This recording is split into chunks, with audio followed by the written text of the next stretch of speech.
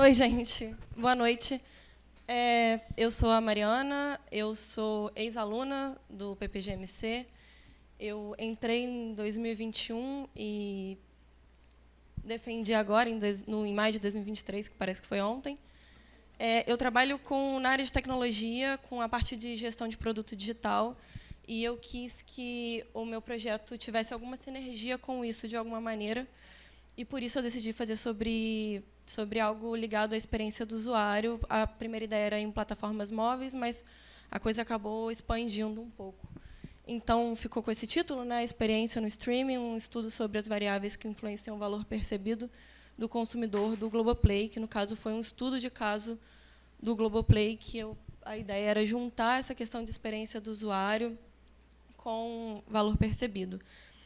Tem todo um contexto, né, enfim, que foi durante a pandemia também, então teve essa mudança de consumo de entretenimento, crescimento no setor de streaming, com aumento da quantidade de players, e toda essa disputa pela atenção do consumidor. Tem até algumas pesquisas que, por exemplo, durante a pandemia, o tempo de utilização da televisão continuou o mesmo, mas o tempo de utilização do streaming foi maior, o que acaba impactando, por exemplo, televisão a cabo, etc. E aí a opção foi pelo Globoplay, por algumas questões pessoais, assim, de curiosidade também, até por ser um streaming brasileiro, com vários concorrentes que são de fora, na verdade, né, os maiores. Ele tem o maior número de usuários únicos, que ultrapassa até a Netflix, mas por conta de ser uma plataforma freemium também. E aí o objetivo da pesquisa, de maneira geral, foi compreender como variáveis que estão relacionadas à experiência do usuário influenciam a percepção de valor na utilização do serviço. Para isso, tive que atingir alguns outros objetivos, que foi identificar essas variáveis, compreender como eles utilizam ou consomem esse tipo de serviço, os pontos negativos e positivos, que é algo que está diretamente ligado à parte do valor percebido, e entender o que eles consideram importante em serviços de streaming de forma geral. Isso estava até um pouco depois, mas é o estudo de caso do Globoplay, que é um serviço VOD do Grupo Globo, e eu acho que a principal diferença dele para outros serviços de streaming é exatamente o fato dele ser um negócio misto, que está ligado à grade de programação da emissora, ao mesmo tempo de forma independente. Que os outros serviços, né, enfim, não estão ligados a isso, as pessoas acabam consumindo muito para assistir conteúdo da emissora, para ver coisas que elas perderam, ou conteúdo exclusivo que está ligado a essa parte da grade de programação. E aí, para conseguir atingir todo esse objetivo, eu comecei com uma pesquisa bibliográfica, primeiro analisando o que é a experiência do usuário, desde a interação homem-computador, partindo pelo design de interação, que a experiência do usuário é uma disciplina muito ligada à parte de design. Normalmente, no mercado, quem atua são designers e, às vezes, algumas pessoas de tecnologia da informação e tal, mas está muito ligada a essa parte da disciplina. E como ela se tornou uma coisa um pouco mais holística, que não prevê só a usabilidade, só a interação, e também mede questões de emoção, etc. E a forma como ela está ligada à satisfação e lealdade com o serviço, né? E, a partir disso, também, por conta da natureza do serviço, eu entrei numa parte de sistemas de recomendação, que influenciam também deveriam ou não influenciar nessa percepção, porque tem muito a ver com o que é exibido para o usuário na plataforma. E toda a parte da inteligência artificial e como ela pode ser positiva ou negativa. A Alda foi minha orientadora.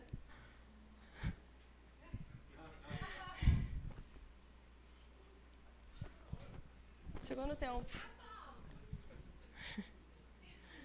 Ela pode ser positiva ou negativa nesse momento, né? Porque tem toda uma questão de terceirização das escolhas, do filtro bolha, que às vezes você fica limitado e preso às escolhas anteriores, então você não está aberto a outras oportunidades e tal.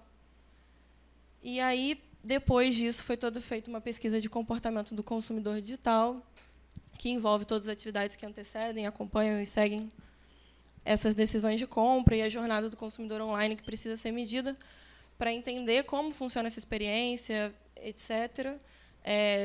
tudo é mapeado hoje em dia, né? Então é a forma como as pessoas conseguem controlar e conseguem programar também toda essa parte de algoritmo e tal que influencia na percepção. Então, a partir de toda essa análise, eu cheguei a 5 variáveis para serem medidas, né? Que foi, vou passar rapidinho, que foi a personalização, que está ligada nessa parte de sistema de recomendação, a confiança, a usabilidade, a satisfação, a qualidade e o valor percebido, que é a variável independente que eu estava buscando entender a influência dessas outras nessa variável dependente, no caso. E aí foi a relação a ser investigada. Quando foram analisadas todas essas variáveis, elas se encontram de outras maneiras, elas têm influências de outras maneiras uma na outra, mas essa foi o objetivo final da pesquisa que seria analisado, né? E aí, como isso foi feito? Primeiro foi feita uma pesquisa qualitativa, foram feitas 10 entrevistas em profundidade, através do Google Meet, porque foi durante a pandemia. Com esse perfil, tem algumas questões de limitação, porque também foi divulgado através das minhas redes. E, em seguida, foi feita uma pesquisa quantitativa, que também foi divulgada por meio das minhas redes sociais, então também entra uma questão de limitação. Uma amostra por conveniência, foram coletadas 493 respostas, mas foram válidas 394, se eu não me engano, depois de excluir algumas que não eram válidas, porque tinham questões de filtro, etc. E aí, para analisar isso, foi feita uma análise de correlação das variáveis e uma análise de regressão linear múltipla para entender a influência dessas variáveis na variável dependente, que é o valor percebido, e chegar na equação final que eu gostaria, né?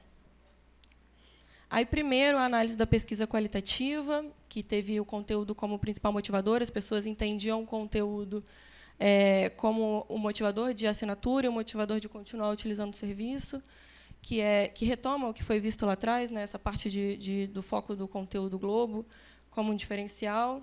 O canal também que as pessoas assistem também é bastante relevante, que é a Smart TV, que eu falei lá no início, minha primeira ideia era fazer de plataformas móveis, mas a coisa acabou expandindo. Tem a usabilidade, que é um problema, a princípio, dentro dessas entrevistas, e todos os usuários tinham mais de um serviço em uso, então eles comparavam muito um serviço com o outro para determinar o que eles viam como pontos positivos, negativos, etc. E todos recomendavam, porém, de uma forma específica, sempre com algum perfil de uso. E aí, a partir disso, eu fui para a análise quantitativa.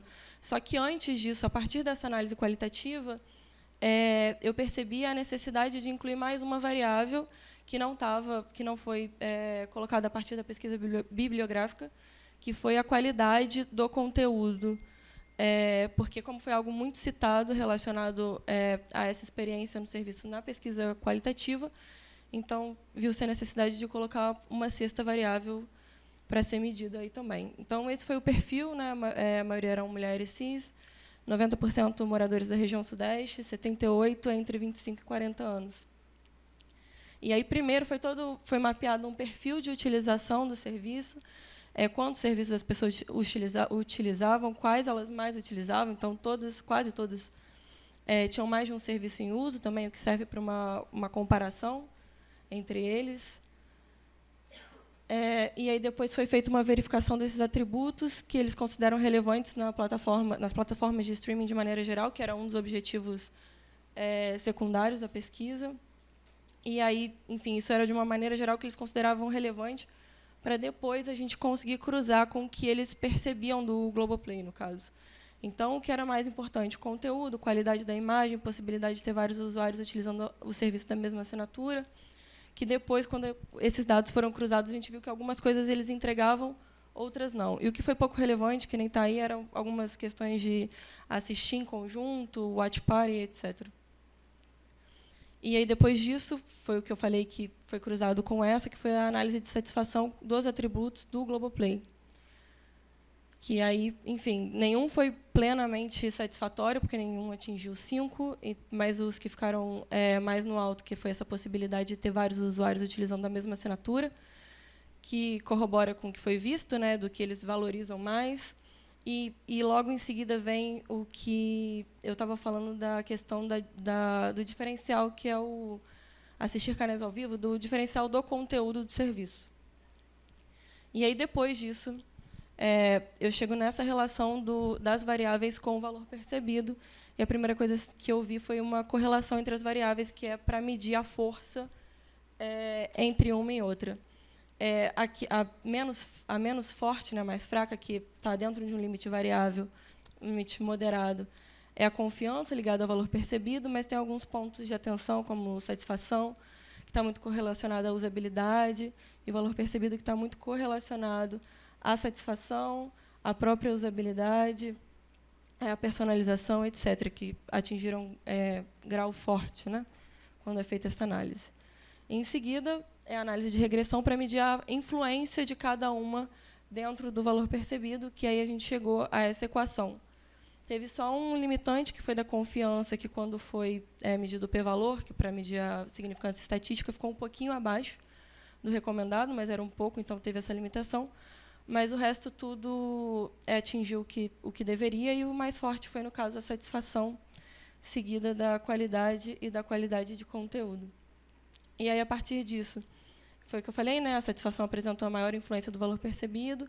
Um ponto de atenção, que a confiança, apesar dela ter a menor influência no valor percebido, ela teve as maiores notas, assim, quando foi analisado separadamente. Então, ele não é tão relevante para a percepção de valor, mas ele é visto de uma forma positiva, enquanto a satisfação, que é bastante relevante para essa percepção de valor, ela teve, dentro da escala, ela ficou bem baixa. E a qualidade de conteúdo um pouco maior e a qualidade, no geral, um pouco menor. O que a gente chega à conclusão que o serviço não tem um valor tão alto assim, na verdade, né? E eu acho que foi isso. Assim, os índices, o serviço não apresenta um índice de satisfação muito bom, então, logo, o valor percebido também não apresenta um índice tão bom. A usabilidade foi um ponto de atenção em todas as pesquisas, a qualitativa e a quantitativa.